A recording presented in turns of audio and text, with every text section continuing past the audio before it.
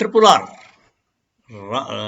రఘురామకృష్ణం రాజు గారు ఆయనకి ఉండి సీటు ఖరారైందని ఆయన చెప్పుకున్నారు.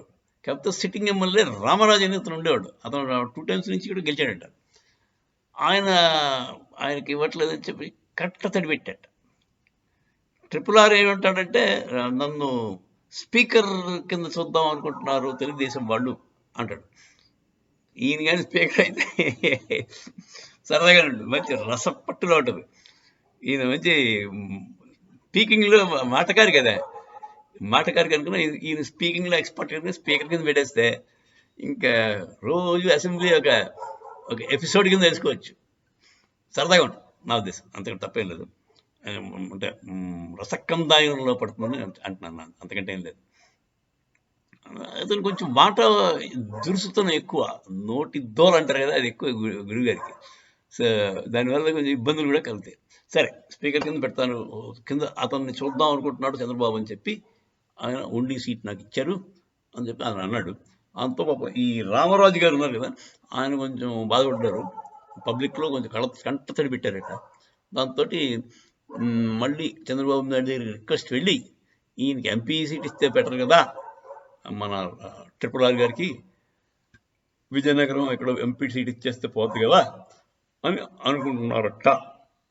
దానివల్ల అంటే ఏంటంటే మళ్ళీ విజయనగరం ఎంపీ సీట్లో కూడా మరి ప్రస్తుతం అంటే ఉన్న క్యాండిడేట్ ఉంటాడు కదా, పాత క్యాండిడేట్, సిట్టింగ్ క్యాండిడేట్, ఆయన ఏం చేయాలి, అదొకటి. సో రామరాజు గారి పని అటు ఇటుగానే ఉంది. మరి ట్రిపుల్ ఆర్ పని ఎవరికి ఎక్కడిస్తారు, గెలుపు ఆస్కారాలు కూడా కొద్దిగా తక్కువే అంటున్నారు. ఎందుకంటే అతనికి నర్సాపూర్ అతను అక్కడ ఏరియాలో పట్టు ఉండొచ్చు, మరి విజయనగరం తీసుకెళ్ళి పడేస్తే విజయనగరంలో కూడా రాజుల పట్టు ఎక్కువ ఉంటుంది, పర్లేదు కాస్ట్ పరంగా. సో అక్కడైనా ట్రై చేయడానికి బాగానే ఉంటుంది. మరి వాళ్ళ ఆలోచన ఏంటో నాకు తెలీదు. జనసేన టీడీపీ సపోర్ట్ గట్టిగా ఉంటే రాజుగారు గెలుస్తారని అందరూ అభిప్రాయపడుతున్నారు. కాకపోతే చాలామందికి అంటే విరోధం కూడా ఎక్కువ ఉంది దానికి. ఆయన్ని చాలా చులకనగా మాట్లాడేవాళ్ళు చాలామంది ఉన్నారు. విగ్గురాజు అంటారు, అంటే విగ్గు పెడతాడని అతను నాకు తెలియదు. అతను విగ్గు పెడతాడని వాళ్ళ ఉద్దేశం. విగ్గురాజు గెలడు అని చాలామంది కామెంట్లు వేస్తున్నారు. సరే, అతను విగ్గు పెట్టుకుంటే పెట్టకపోతే అది తప్పు, అది పొరపాటు. అది దానికి పాలిటిక్స్కి సంబంధం లేదు. ఎందుకంటే ఎవడిష్టం వాడిది. ఇది వాడు ఎలా ప్రొజెక్ట్ చేసుకుందాం అనుకుంటున్నాడో వాడు ఇష్టం. ఆ ప్రజలకి అతను ప్రజెంటబుల్గా ఉన్నాం అనుకుంటున్నాడు, విగ్గు పెట్టుకున్నాడు, తప్పే ఉంది. సినిమా యాక్టర్లే పెట్టుకోవాలి విగ్గులు, మనం పెట్టుకోకూడదా? సరే, అదండి రఘురామకృష్ణం రాజు గారి ఉదంతం. ఇప్పుడు అతను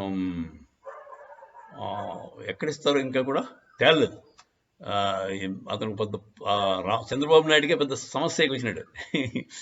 ఎక్కడి వారి ఆయనకున్న మెయిన్ క్వాలిఫికేషన్ వల్ల జగన్ అంటే హేటెడ్. ఆయనకి వీళ్ళకి కామన్గా ఉన్న ఎనిమి జగన్ రెడ్డి. దానివల్ల అతనికి అంత ఇంపార్టెన్స్ ఇచ్చి ఆయన్ని ప్రాపప్ చేస్తున్నారు.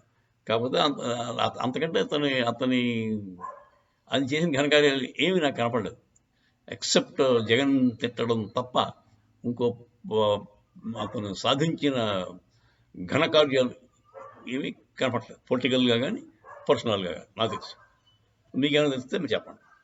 ఇదే రిచ్ మ్యాన్, డబ్బులు ఉన్నాయి, సో డబ్బులు ఉన్నాయి, ఖర్చు పెడతాడు, ఖర్చు పెట్టగలడు. అందువల్ల ఆ ఏరియాలో అతను కొంచెం పట్టే ఉంటుంది. రాజులు ఓట్లు వేసుకుంటారు. అందుచేత గెలవడం ఆస్కారం ఉంది గ్యారంటీగా. గెలిస్తే ఏం చేస్తాడు అన్నది తర్వాత చూడాలి, గెలిచిన తర్వాత చూడాలి. అతనికి ఇప్పటిదాకా అవకాశం వచ్చినట్లేదు. ఒకసారి గెలిచారు కానీ అతను పెద్దగా అంటే ఆ పార్టీ నుంచే విరోధం అంటే అపోజిషన్లోకి వచ్చాడు మాటల వల్ల. యాక్చువల్గా రిజైన్ కూడా చేయలేదు అనుకోండి కొన్నాడు. దానివల్ల అతను పవర్ని వీల్ చేయలేపాడు. He could not use his power, I think. సరే, అదండి రఘురామకృష్ణరాజు గారి ప్రస్తుత పరిస్థితి. సో అతనికి టికెట్ ఎక్కడ ఇస్తారా లేదా, ఎంపీ ఇస్తారా, ఎమ్మెల్యే ఇస్తారా అన్నది ఇంకా డిసైడ్ కాలేదని అనుకోవాలి. ఉండి సీట్ అయితే అతను ఖరారైందని అని చెప్పుకుంటున్నాడు బయటికి. మరి అది చాలా కన్ఫర్మ్ చేస్తారా లేదంటే మారుస్తారా అన్నది ఇంకా తెలియదు. జై శ్రీరామ్, హర హర మహాదేవ్.